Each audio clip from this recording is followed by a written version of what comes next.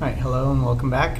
Today we're going to explore quadratic inequalities, both graphically and algebraically. I'm going to go over exploration 1 with you, and then you're going to be responsible for exploration 2 tomorrow at the beginning of class, including the communicate your answer part. So think carefully about how exploration 1 goes and decide how you're going to fill in those communication parts, those writing prompts at the end of the second exploration. So, how do we solve an inequality? First thing we're going to do is we're going to graph the equation x squared plus 2x minus 3. That's what's given here. The next thing we're going to do is we're going to figure out where it is that the graph is less than or equal to 0. The way that we're going to do that is first by drawing a horizontal line at y equals 0.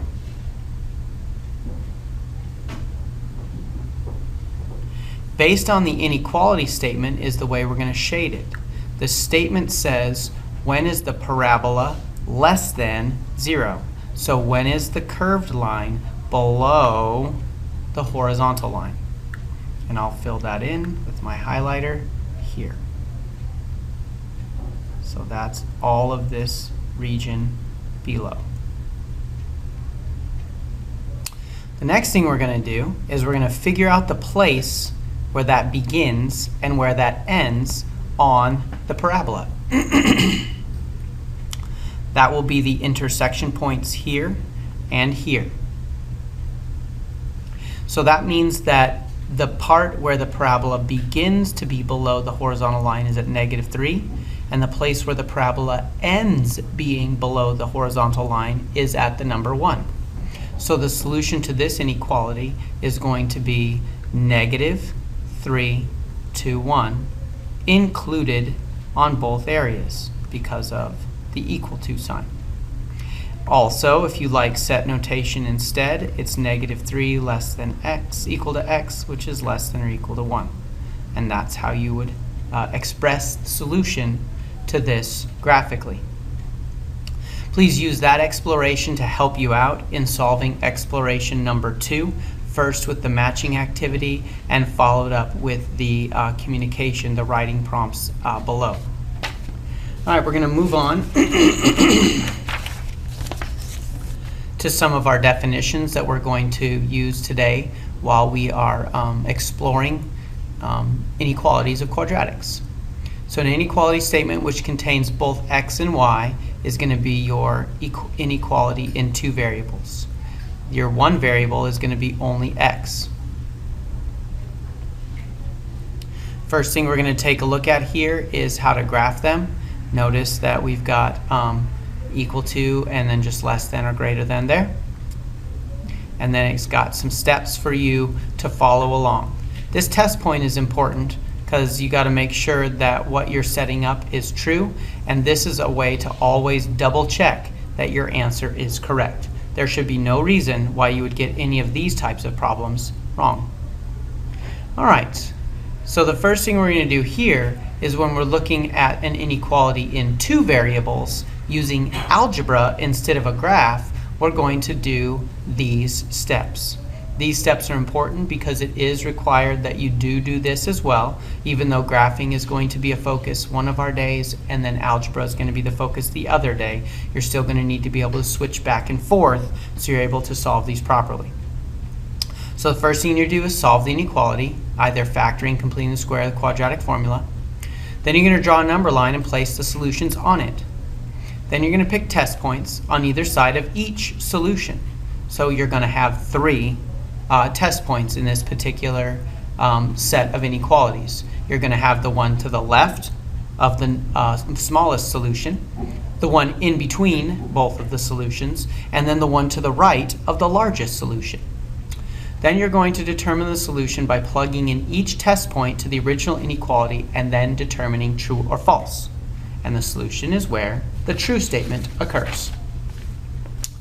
All right, so let's go ahead and take a look first of all at how to solve this graphically. Not very difficult, but we will go ahead and address it here. All right, I'm going to go with question number 5. Question number 5 is very straightforward. It's a parabola that undergoes a transformation, a single transformation, up 2. So I'm going to draw my coordinate grid right here in the middle, and I'm going to follow that up by putting my parabola where it belongs. So I'm going to go up 2, and using my critical values, over 1, up 1, over 2, up 4, puts me off of the grid. So I'm just going to use these critical values here. Remember, it's important that you understand whether or not you're going to use a dotted line or a solid line. This is not equal to, so my parabola will be a dotted line. Please pay attention to that carefully. All right, the statement reads, y is less than the parabola. So I'm going to go ahead and draw an arrow straight down from the parabola and straight up from a point on the parabola. Less than is going to be the place where it's below, and so I'm going to go ahead and shade that portion of the parabola like so.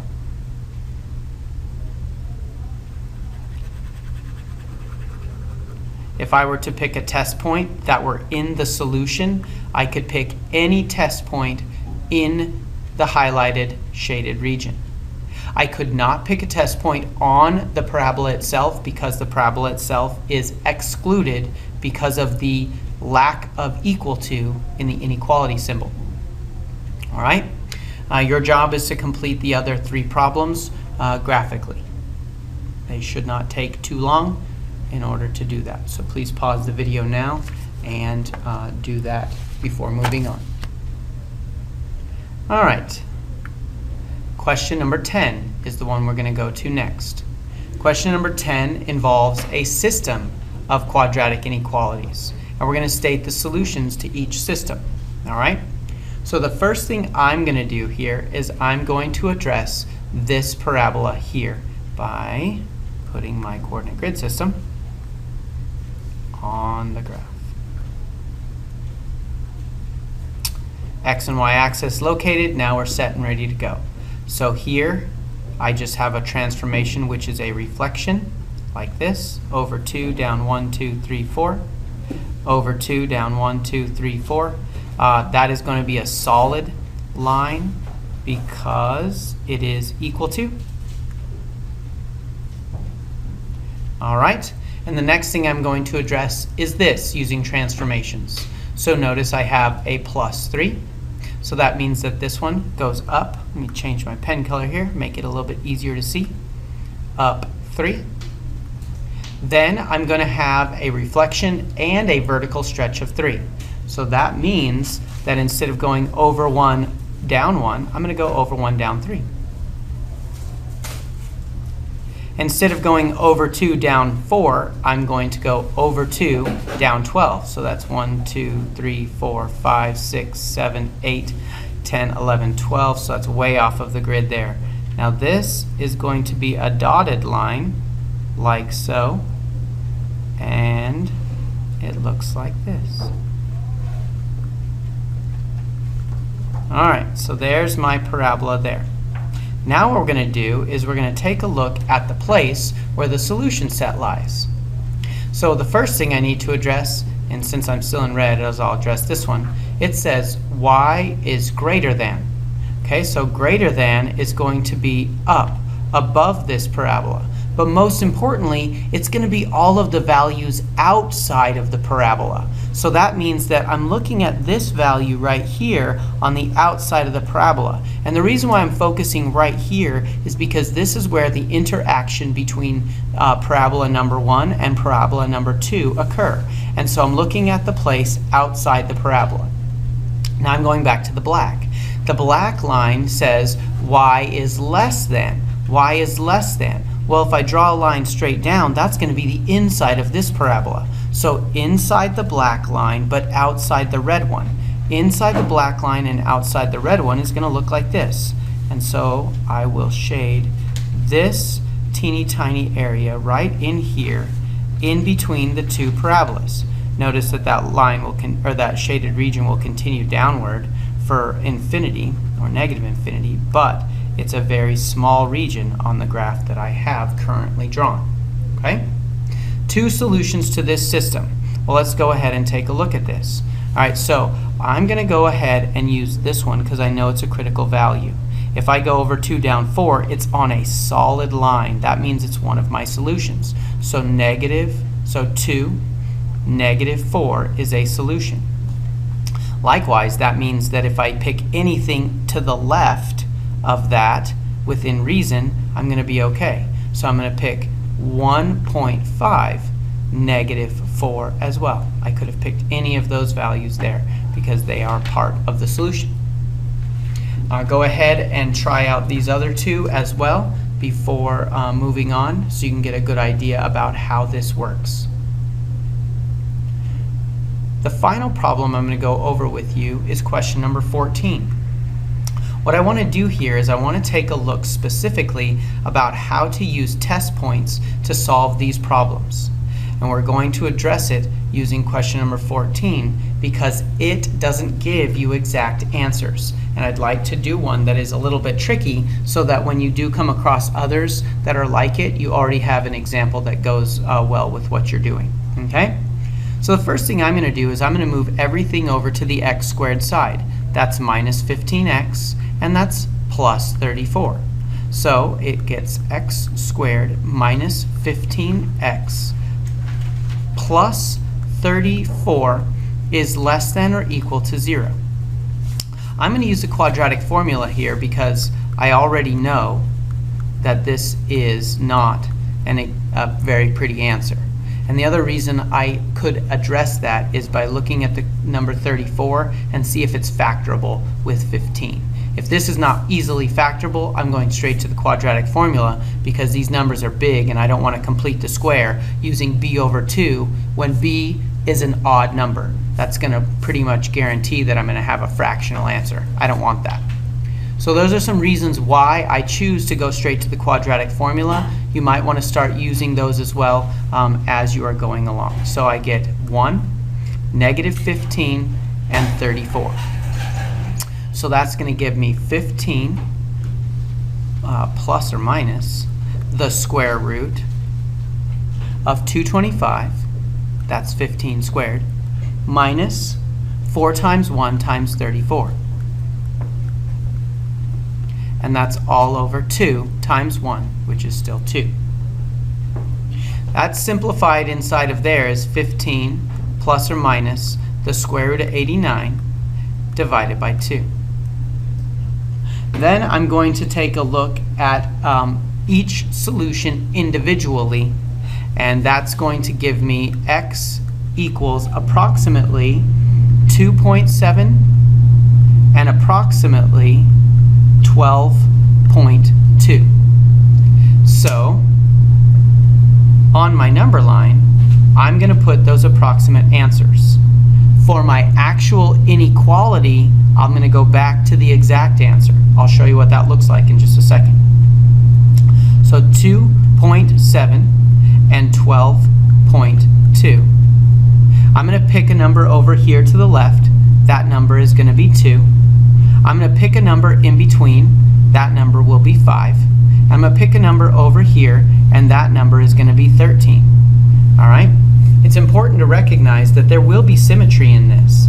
If you can prove that one of these is either false or true, the other one on the other side is likely to also be false or true as long as you didn't make a mistake. Okay? So the first thing I'm going to do is I'm going to go back up here to the original statement. I'm going to plug it in. So I get 2 squared, which is 4. And that's got to be less than or equal to 15 times 2 minus 34. So 15 times 2 is 30. 30 minus 34 is -4. So that means that that means that 4 is less than or equal to -4 is a false statement. Now I'm going to go here and I'm going to do the exact same thing with 5. So it's going to be 25, that's 5 squared, is less than or equal to 15 times 5 minus 34. So 25 less than or equal to 75 minus 34. 25 less than or equal to 75 minus 34 is going to be 41, and that is a true statement.